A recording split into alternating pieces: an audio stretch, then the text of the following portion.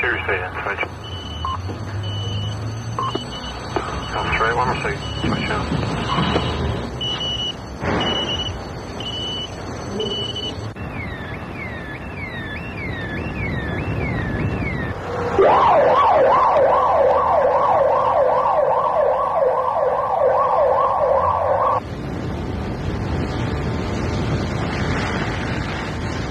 Every year there are over 450,000 fires in the UK. More than 1 in 8 happen in London. For 1 month, we followed the London Fire Brigade's investigation teams to find out what caused them.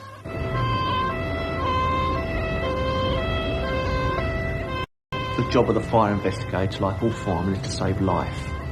Whereas the fireman would do it on a practical scale by going in and actually stopping the fire, or getting the people out before the fire reaches them. We would go in afterwards to investigate a fire, find out what caused it, and hopefully prevent that same cause causing any more fires. The London Fire Brigade has 40 specially trained fire investigators, divided into 4 separate watches and giving the capital 24-hour cover. We will be called automatically to 4-pump fires and above, to fires in buildings of special interest, all fatals, where a fatal or a serious injury to a brigade member or a member of the public has occurred. After that, we would be called out at the request of the officer in charge if he's unsure. It's 9 p.m. and Red Watch are on duty. Steve Newman and Pete Banks have been called to a DIY warehouse in New Malden. There's no members of the public in the place. It was only them. What time was this roughly? Again, it's on tape. I should have written it down, but I haven't got my clipboard out here. So what he's going to do is send them, they're all here, so he's going to send them up. But the chap that was closest to this area of the store, was sort of nearby, he's sending along, he's up by the air control unit at the moment. So I'm going to ask him a few questions to find out what was in the area. He described the sound as a sudden whoosh. Years ago, we had a tremendous number of fires recorded as unknown. The Home Office weren't happy with that. There was a lot of fires caused by vandalism, and they wanted to try and sort that out. And then there was 1 or 2 very controversial cases where the investigation of the fire wasn't up to the standards that the Home Office wanted. So back in the 80s, it was decided that all the fire brigades would set up fire investigation units. Both managers, they were the last ones to leave their actual stores. Locked up, set the security alarms. Yeah. Didn't see anything unusual on the way out. Both drove home. They both sort of more or less just been home. Right. Try and get that thing over there in the corner. Our purpose, first and foremost, is to see whether there's any arson involved. If it's not suspicious, then to try and help the officer in charge decide what the source of ignition was. He heard a whoosh sound. He was virtually the aisle next to where he thinks it went off. Yeah, so he'd be able to give us a location and the sort of materials that are in that area. Yeah, it just went whoosh, and then he said it was like a popcorn sound, popping, a loud popping everywhere.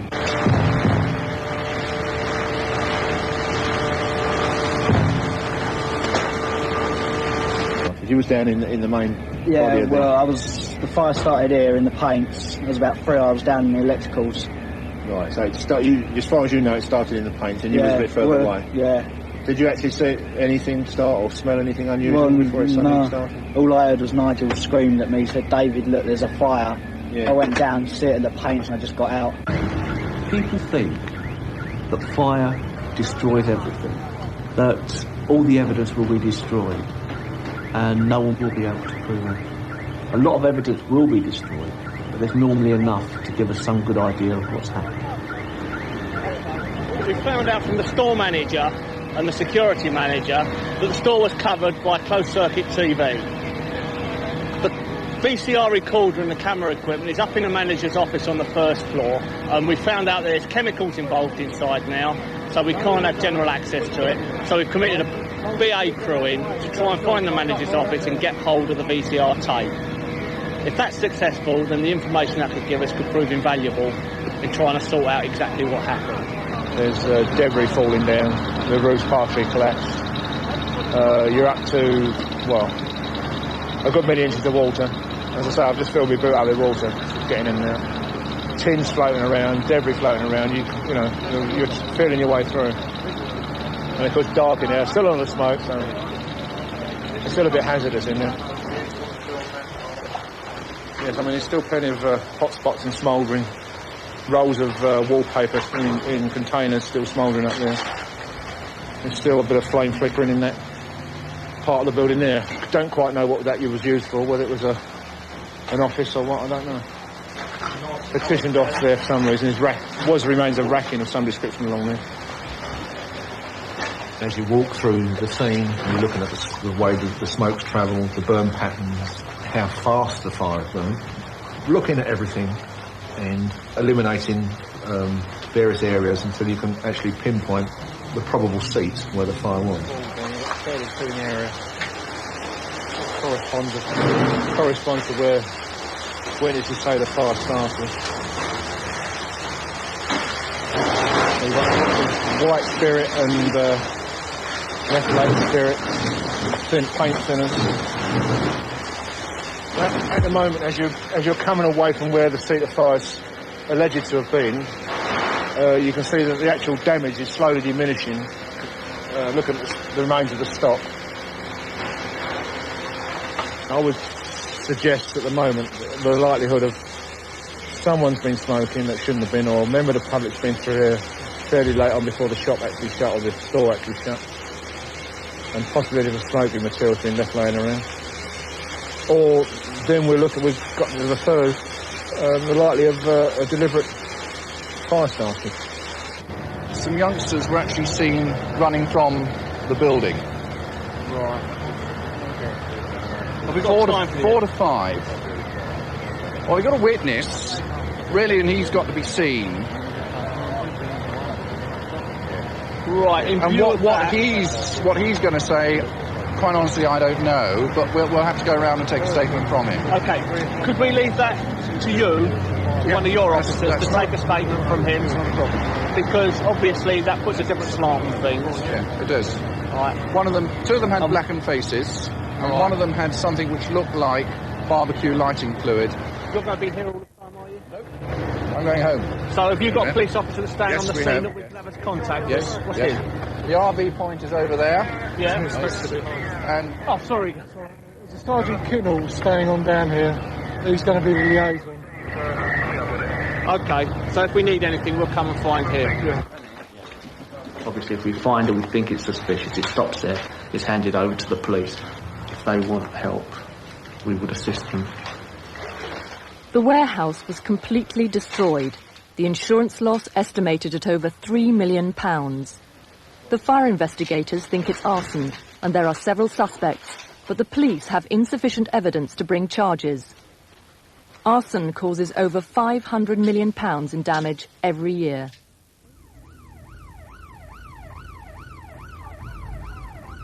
Eight o'clock in the evening and a fire is reported at Moorfields Eye Hospital. White Watch is now on duty, and John Neighbour is called to investigate.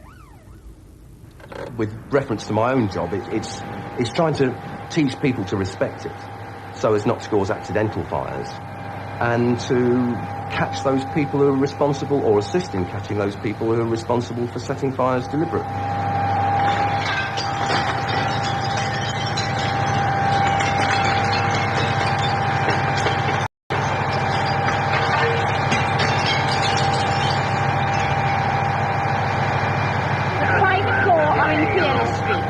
Right, that's the other side of the building, is it? This is normally our accumulation point, you see.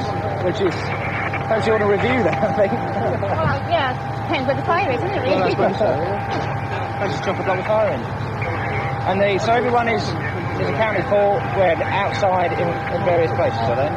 Yeah.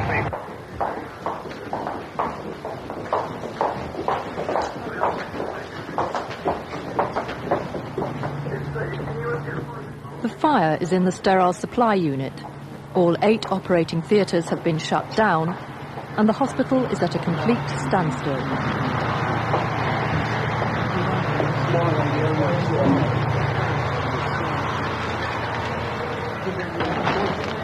I only came down here I think I walked into this department twice before I came to close up the doors. And obviously I'm not looking what's everywhere around. I mean, if I could stir through the debris a bit, I might be able to say, yes, that's such and such, but... Well, we've come across bits of fabric and bits of fiberglass and... Fiberglass, yeah, well, that looks like from there, doesn't it? Got some yeah, that's those blue trays, yeah. There's also, we have... I can't, it's the light's Sorry. not... light colour fabric. That's either a nurse's dress, it looks like a nurse's dress, yeah. It's the same as Oh, it could be a chest towel, I'm trying to... Chest towels can hold it. Yeah, I'm trying to look at the pleats. Is that a fold, but... No, I wasn't expecting to see this. Well, I didn't get, I mean, I saw smoke, I thought perhaps it was the oven. I mean, I wasn't desperately frightened, I just shut the door. I said, what I thought, I heard a noise. Barbara Holland was round in the fridge round there, cleaning out the fridge. So I said, oh, I'm just going to go right round the back, then I'm going to close up and turn the lights off. And I said, oh God, we've got a leak.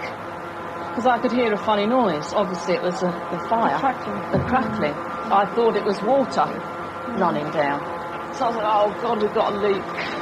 So I opened the door, only about this much. I saw it black, because I knew it shouldn't be black. I took the smoky like that. I said, let's go, run. So what really the most likely cause we come down to is that an intruder has been in here and has applied a match to the materials down there. We had plastic materials, we had used gowns,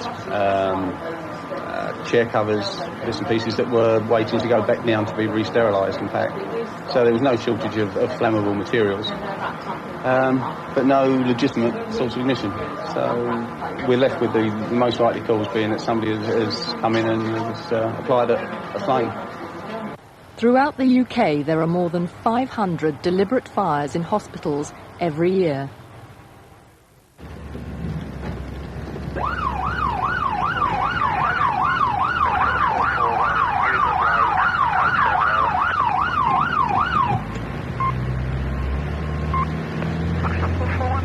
A fire at a cafe in Hounslow has left the officer in charge baffled as to the cause.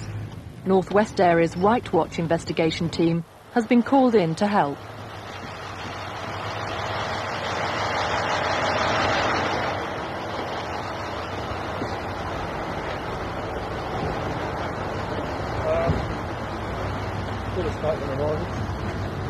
Get round the back, nothing we could break into, took the in front door. Absolutely chocker. BA crews found their way through in the kitchen area at the back. This stuff down here is what we've upped out. There's a lot of plastics in that where they do the buffet, pre-packed stuff and all the rest of it. All right. I'll show you in here. Lead on, Macduff. Do we know when the place was last occupied? Well, the police reckon it would have been shut round about before 5 o'clock now. Area. Loaded up the belt with all these plastic cartons, which have all done a bit of melting across those lot. Fire is very destructive, but there is normally always something left to give you some indication of what had probably caused it.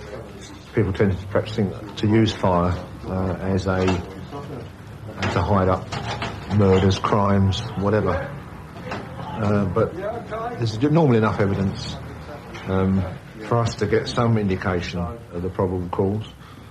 And of course, forensically, there's a lot that can be found under the microscope that you couldn't see with the naked eye. So it's not true. We always find something that will indicate to us a source of ignition. This is off the slicer.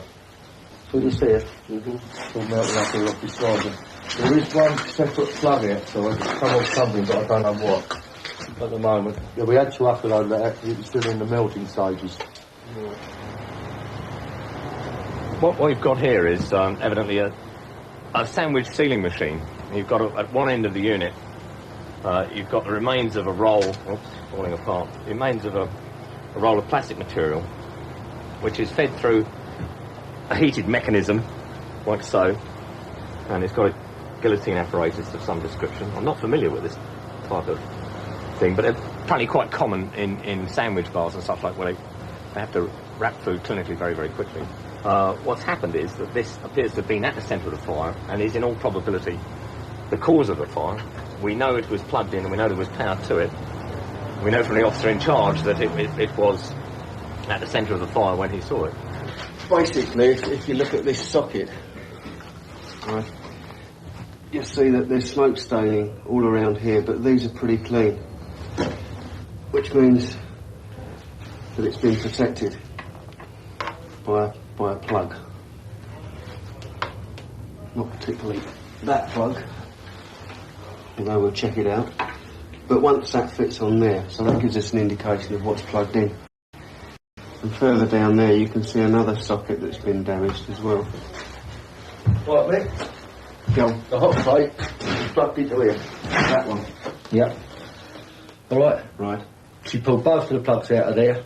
Not that one there because the freezer was basically in the way of that one. So there was the freezer was most probably plugged into and there. And also, obviously, imagine that microwave. Is that microwave? Yeah, which has hardly got...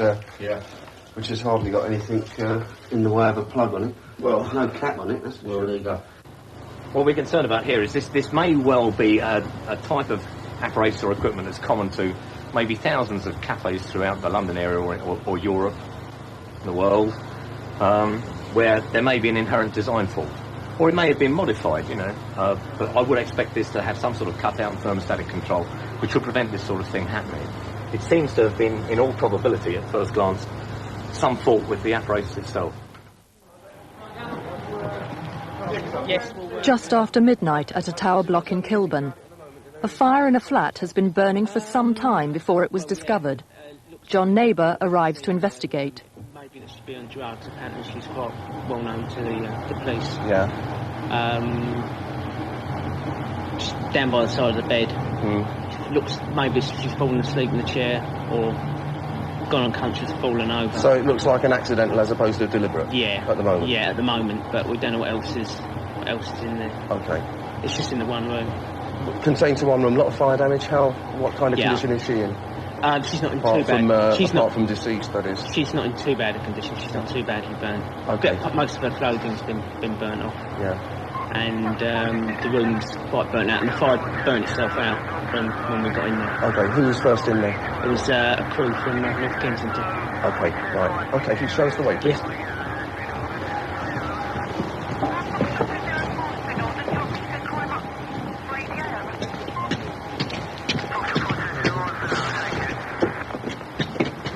I'll take you in and give you a brief on what we believe. Okay. Forensic scientists from the Metropolitan Police Fire Investigation Unit are also called to attend fires involving deaths, to discover how the victim died and investigate any suspicious circumstances. Together with the fire brigade, they may be asked to give evidence to the coroner's court. The victim was found to the side of the bed in a curled up position with her head more or less inside the bedside cabinet.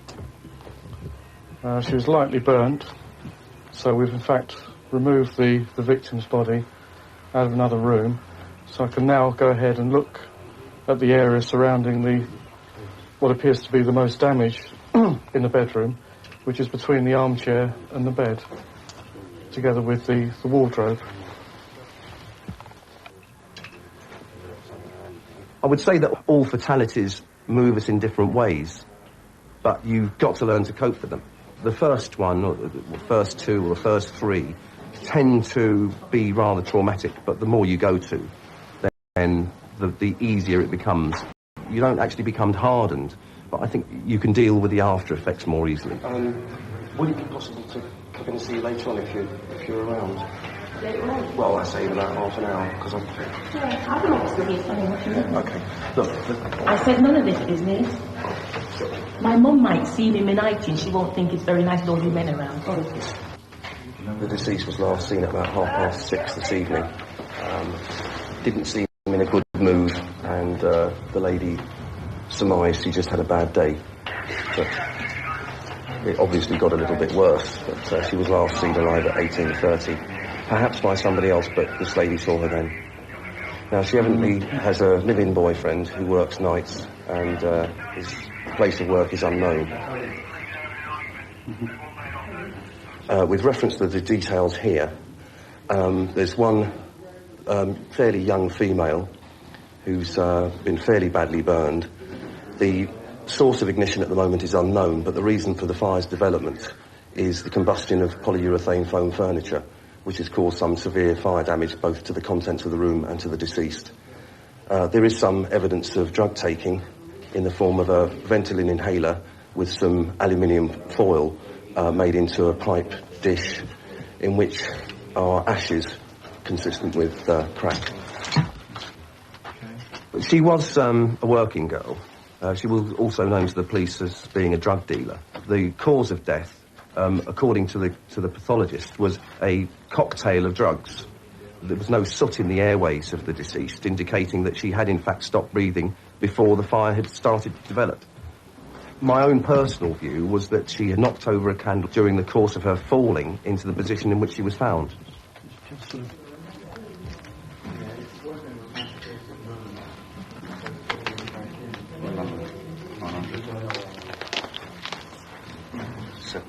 Every year, 900 people lose their lives in fires, the large majority as a result of accidents.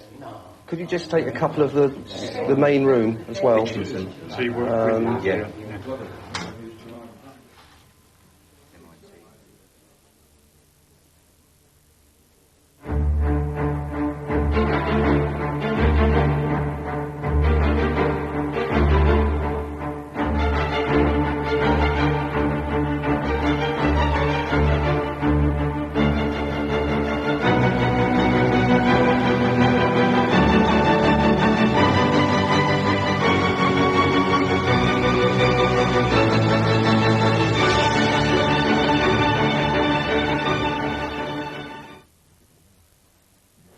Theatre traffic. Parking just in time.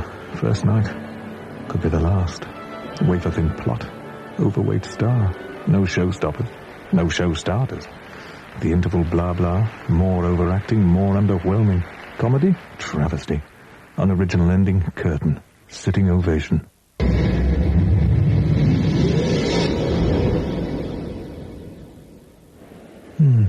Not a bad evening, really.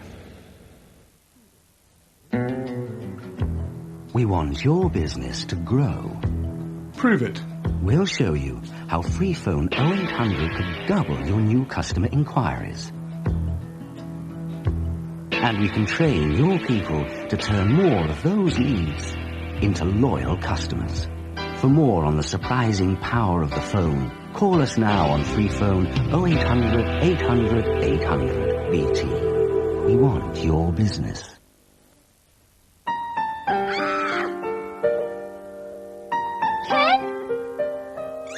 Every day, thousands of savers receive a cheque from Legal & General.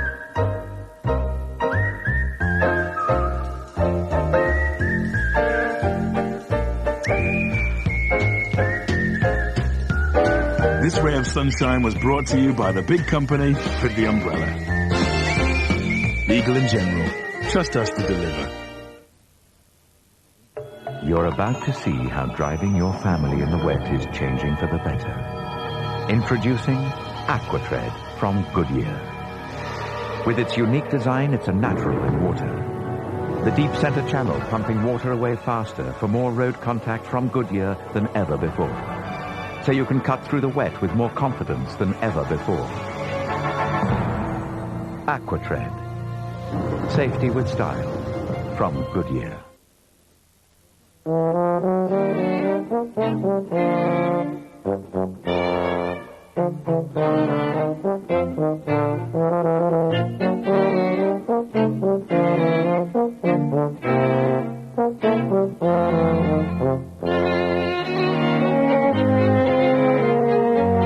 New Theakston Draft Best Bitter in a can with the special tap stream system. It's a lot easier to take home for everyone.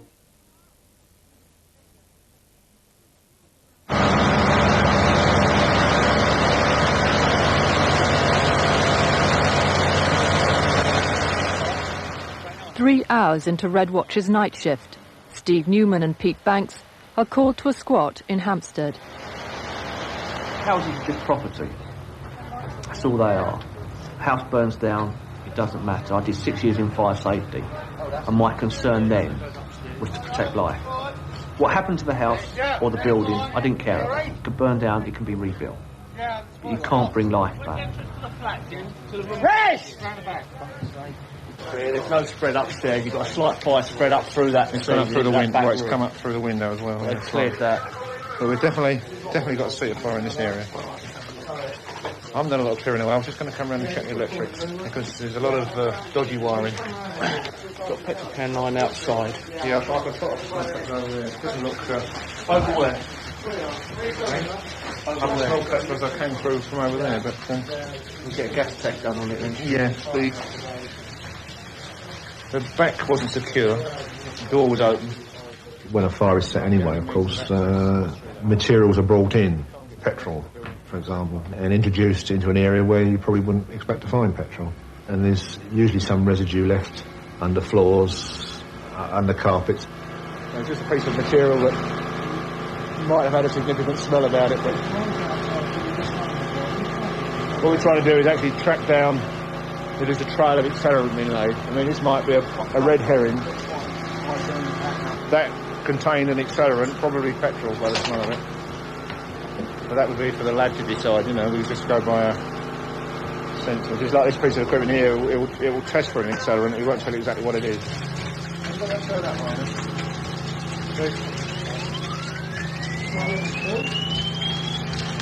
Yes, that's certainly off the range, both levels. That's got an accelerant. Sometimes you know that it's an arson. Sometimes you can even turn around and say, I know that bloke did it. We know he did. We can't prove it. But there again, you just pass it over to the police and you get on with the next one. If you keep dwelling on all those, you'll drive yourself nuts. A bit further over. I came back in because I saw a PC come down the sideway, so I was going to confer with Steve and possibly pass it over to the police. Excuse me. All this smoke gets down your throat. If we get a boarding up service in, if there's no, and we can seal it up and they can put a padlock on it and we'll take the padlock back to the neck. Yeah, we're looking here as well. This might be another scene of fire, but we're taking the floorboards up to see whether it's maybe spread along the joists from where it's gone through the ceiling in the other room. Can you get hold of the night duty CID and tell them that the LFB say that this fire is at present being treated as suspicious of it?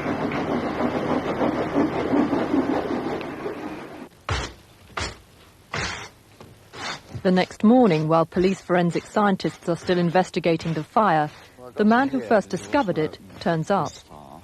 This was open.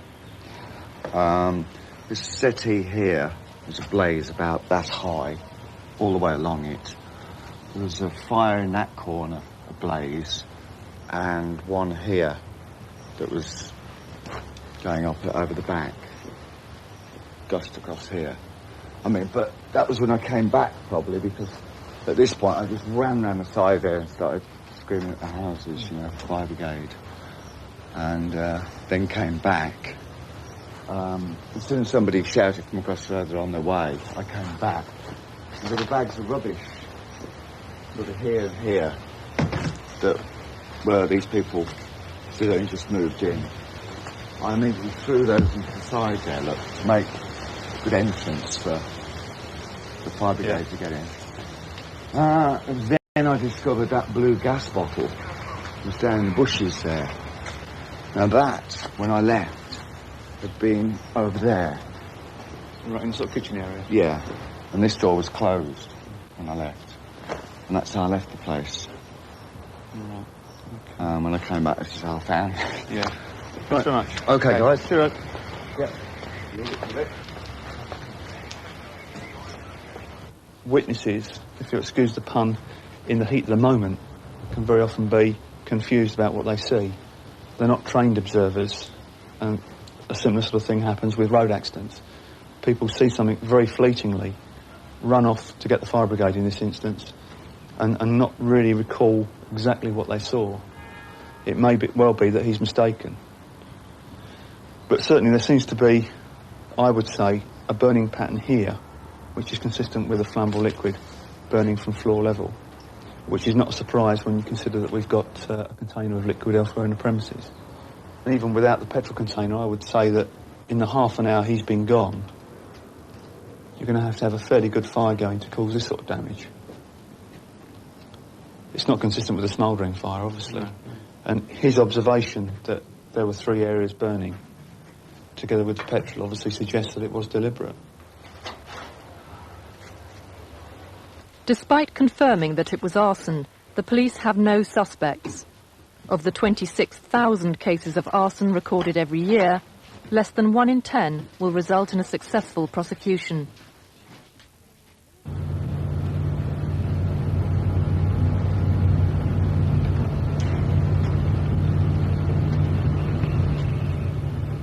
It's 4:30 in the morning and Red Watch is still on duty. Fire investigator Dick Hope and his partner Colin Ackerman have been called to a house in Harefield.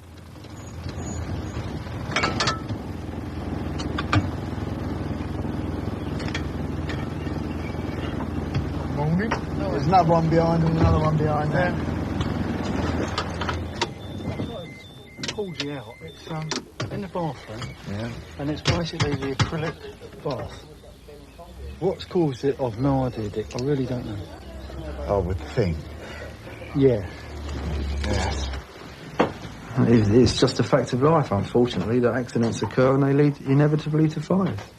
You get a little place of your own and you try and keep it neat and tidy, and when you see, as we do, the ravages of fire, the devastation that it causes, especially to more serious fires, with the plaster off the wall and the water and the smoke staining, the broken glass and the ruined furniture, it really is, it's a shame. Just prior to going to bed, did either of you use the toilet? Yeah, I had a bath about perhaps 12:30. 12:30. Yeah. Then left that room and to now bed. You're both smokers, aren't you? Yeah, yeah.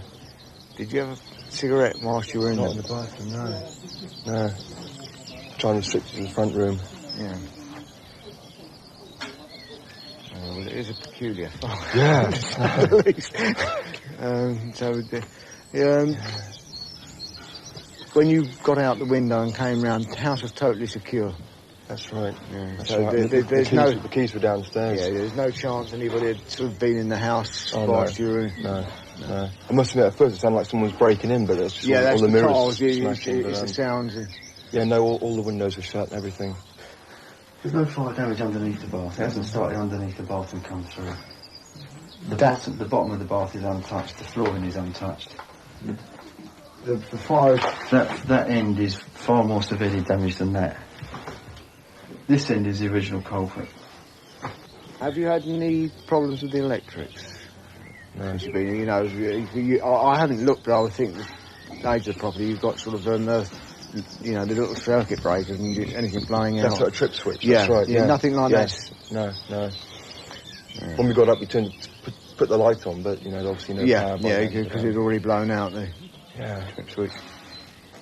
Right. Well, they're just going to move the glass mirror that's on the floor away so I can kneel down and have a look at this thing. Yeah. Have you got any matches? Right, I'm going to try a little bit of experiment.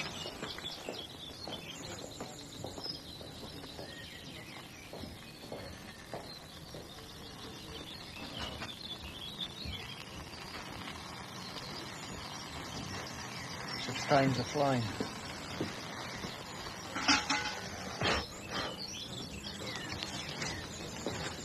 Amazing, isn't it? Things you don't. That's the bath. Yeah. Just one match. 3. No. Now all you've got to do is now actually locate back to what could cause that sort of burn. Do you have a smoke alarm in the house? We have one. It's in the garage. So, You're lucky, very lucky, I think. I don't know what we would have done if it was further than one floor, But, very lucky, I think. The smoke was already too thick for you to get out. Oh yeah, we couldn't open the door because it was actually in the room. It was quite thick. It's quite hot as well. Yeah, very hot. Yeah, and we couldn't see anything, so we just opened the window and both just were about to jump out. So, yeah, quite frightening, really. It's just a fact of life. People hate to admit, you know, they've done something. I think possibly by, you know, not stating that they've been smoking in the bathroom and caused an accidental fire, that the insurance might not pay up. But of course that's not it. It's still an accidental fire, whether you cause by a cigarette or dropping a pot of something that's going to cause a fire. You know, it's just an accident. At the end of the day, truth will out, but it does appear to be at this stage that it's going to be an accidental fire, probably caused by a cigarette. But This is the bedroom we were in, which is adjacent to the bathroom. Yeah, we both come out, not just jump down here, really. And of course the keys were downstairs, so we had to smash the front window to actually, so the firemen could get in. Yeah.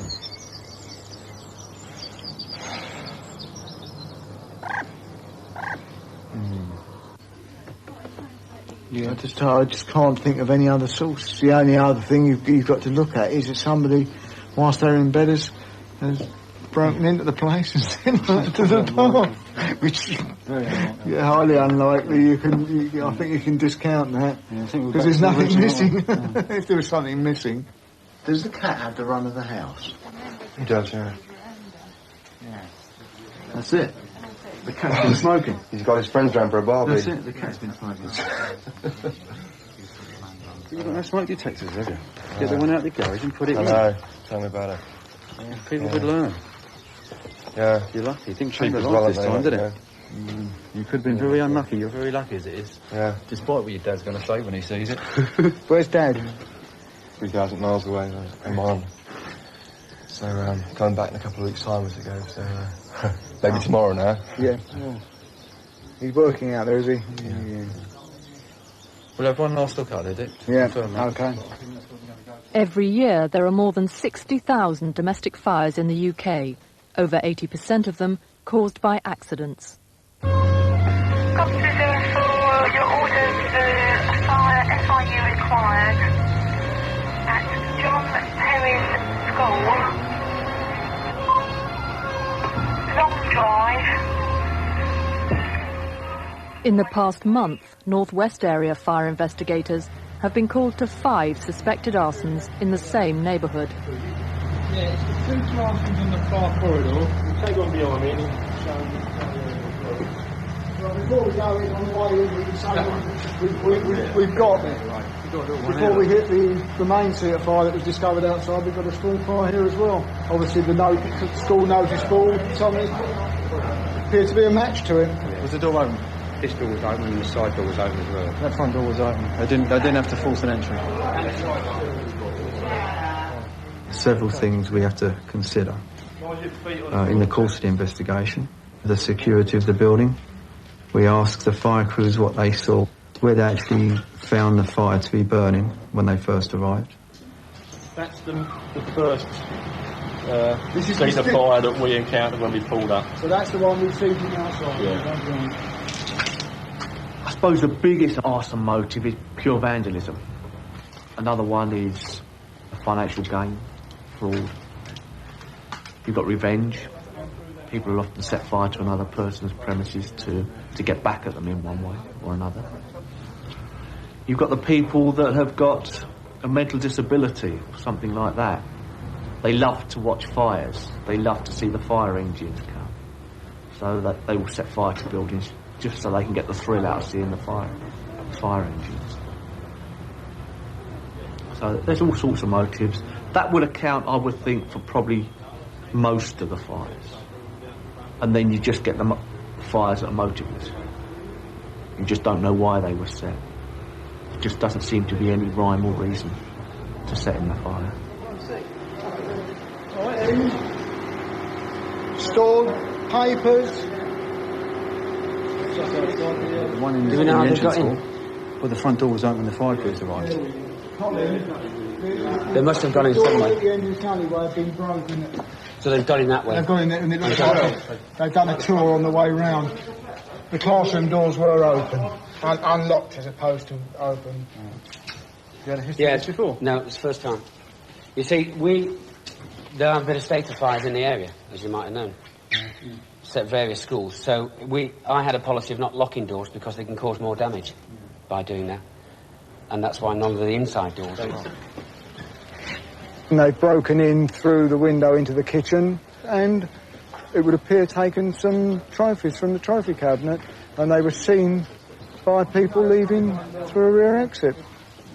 We need to examine what steps we need to take tonight and in the next couple of days in terms of security, getting the fire assessors in, getting the site surveyor in, etc. And presumably you've got contingency monies that we can get in security straight away to actually seal it up. That can be done immediately, yeah. Because I wouldn't trust the characters around here to do it again in the next few days. Seeing the doors open and everything.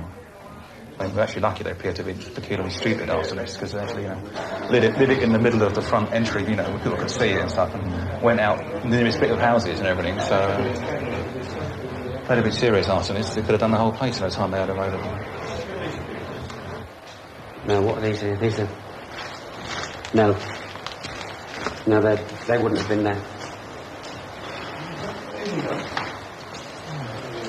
Speaks volumes, doesn't it? So one of the most major causes of fires in schools, arson.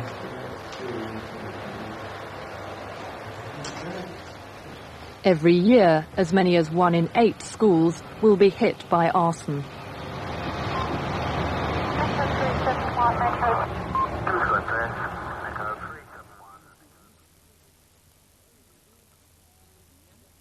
Right, Atkins, let's get cracking. Captain Diddy.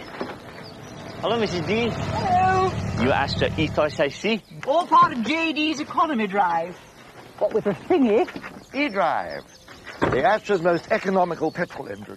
Saves me a fortune. Caviar, champagne, truffles, fresh lobster, venison, smoked salmon. Ming vase. Don't be silly, JD. That's mulligatawny soup. The Ming vase is in here. It's remarkable how much money the Astra ethos saves you, JD.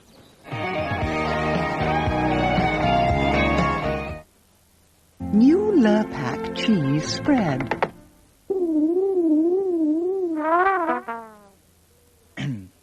It's a matter of taste. I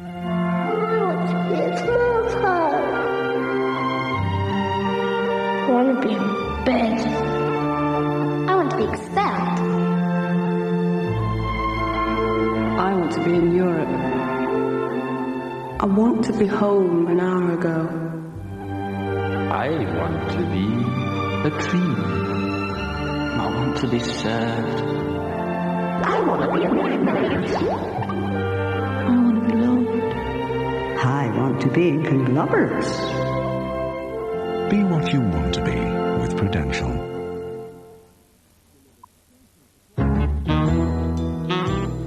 IBM's latest personal computer range delivers daunting performance, dazzling quality, from only £849 for a complete 486 colour system. Get smart. Get an IBM PC.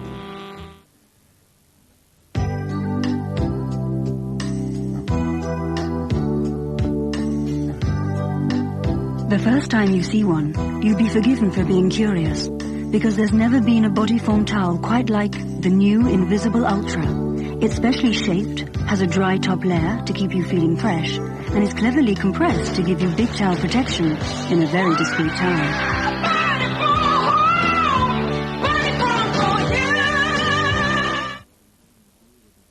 I've been thinking, Jack. You know, the bloke's place isn't just at the pub enjoying a beer with his mates. No? Nah. You should go out into the world and find a good woman. Decent, strong woman who he can stand beside. Shoulder to shoulder. Tilling the land. Sharing the trials and tribulations that life throws at them as two equal human beings, regardless of pubs and other distractions. Colin McLeod? Yep. Worst case of sunstroke I've ever seen.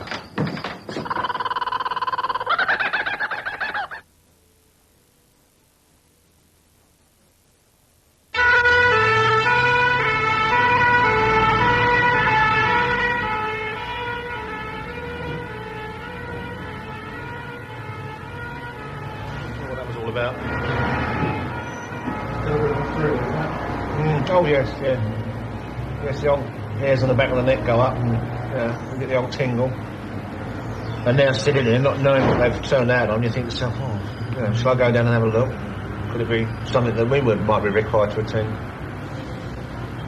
But it's just a case of waiting there.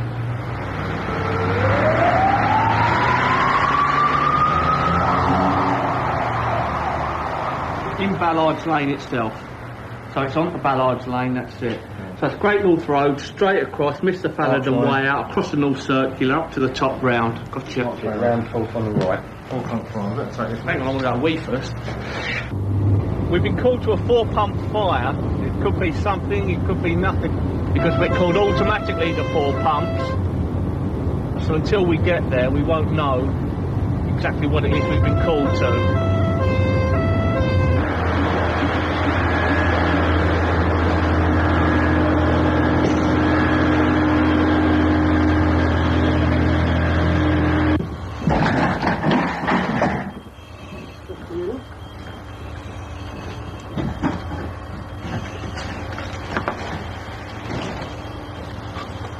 I think we better make our way out the corridor past this and get out of this. Oh dear.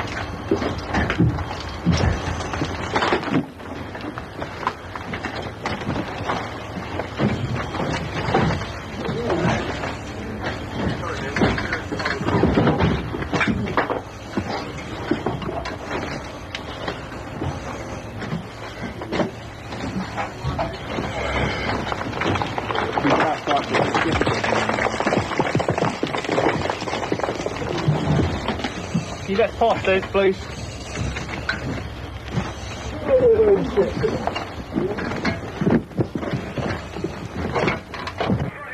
It's looking a little less suspicious at the moment. When we can get in and have a good look at where the seat of fire was, we might be able to find some evidence of the cause. Possibly, well, you should know. But once the BA crews have finished cutting away and damping down a bit, and the smoke clears a bit more, we better get in and have a look.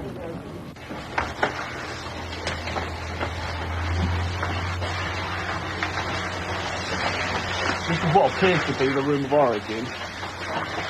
Doors burned completely away. So you can see, and then the fire appears to be spread out into the corridor. And then down the corridor. As they've gone, they forced the doors open to try and gain access. With apparently there was a window open on the other side when they first arrived. Yeah. Unless someone's got a key and sort of said, oh well, I'll go out that way. Unless the window out, maybe right, someone's broken in. But nothing's been turned over. The offices there's all the doors computers and everything in all of them. We've walked in. Probably we left that office last. We've left the window open. When we find them, we'll probably find them. Can we start putting things back together again? See if we can reconstruct it a little. The fire crews, when they've come in to put the fire out, they've disturbed the scene considerably.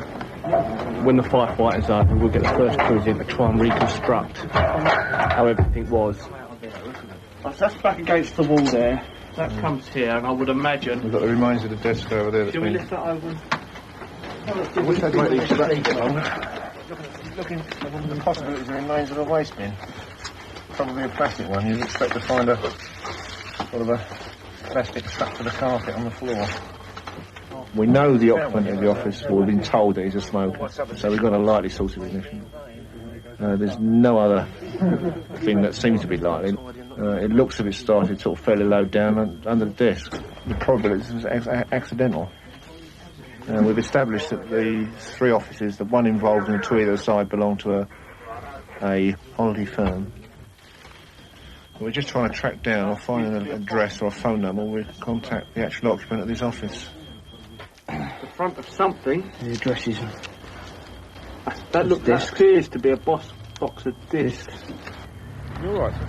Seem to be a bit shaken. I don't know whether you've taken a little bit of too much smoke. You know, it does sometimes hit you after. It was a bit acrid in there. My only worry is my lungs are all right. Well, I think about that all the time. They're all right. Well, mine feel all right, yeah. No, if you're not used to it, it can really bite the back of your throat and... you don't think it's serious? No. You don't suffer with heart problem or anything? No. The police probably just shot them rushing down here. Is the occupier on his way? Has he been... No, we can't contact him tonight. He'll come back in the morning soon. All right.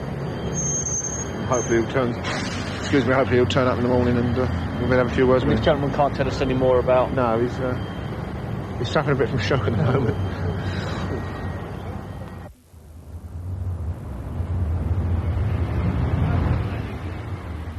The next morning, Pete and Steve returned to the office fire in Finchley, hoping to find the owner. Do we have to clear up or clean up or Well, what? the procedure at the moment is that it's still under investigation. We're waiting to see the gentleman whose office the fire started in. But at the moment, you've got no phones on, you've got no power on.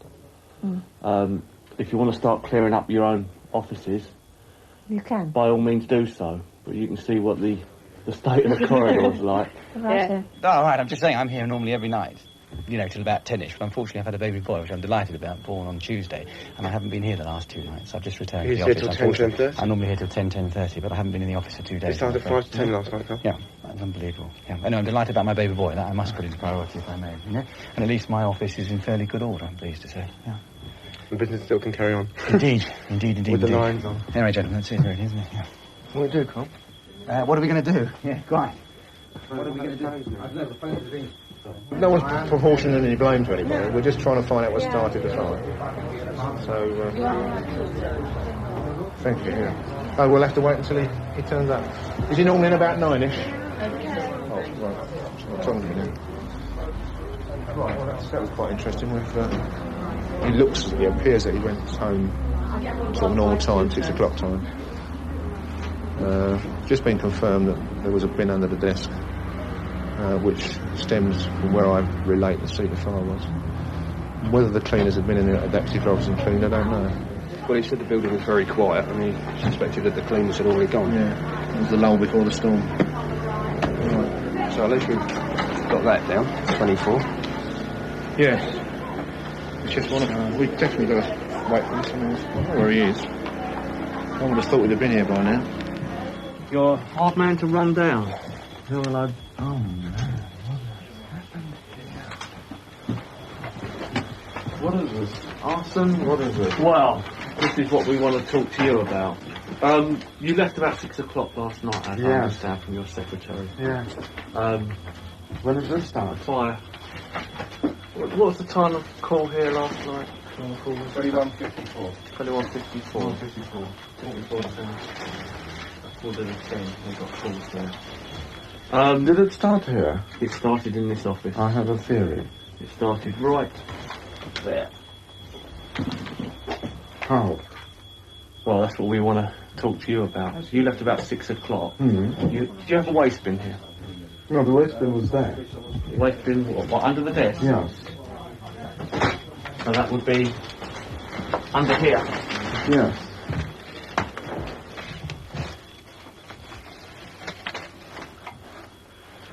Oh. What's happening here? Over there. What was over there? Oh, no. Do you smoke? Yes, I do, but it won't take 3 hours for the cigarette thing to...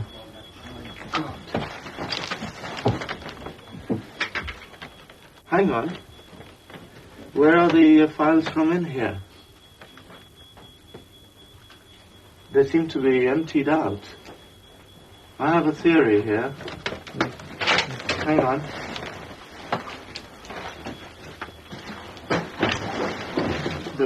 That's the invoice file. Empty. Empty. Empty. As if... Empty. Why? Have you done any, is there any fingerprinting done? Yes. We haven't brought the police in on it yet. Well, you should. What? Well, we don't know because... Well, I would. You're reporting items as missing? Yes, I would. Definitely. God, they should have been here for fingerprinting and what have you a long time ago. Addresses, telephone numbers... Hold on. Luckily I had banked all the checks yesterday, otherwise that would have gone too.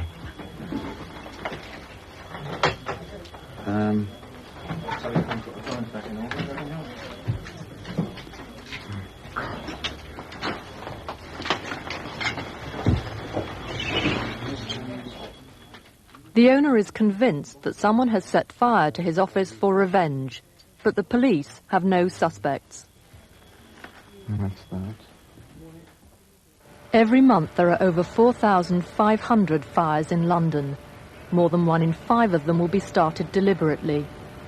As many as 30 schools will be hit by arson. And 9 people will lose their lives in fires. Echo 371, Echo 372, status 3, over. Echo 371, Echo 372, status 3, received. FS Echo 381, status 3. Echo 381.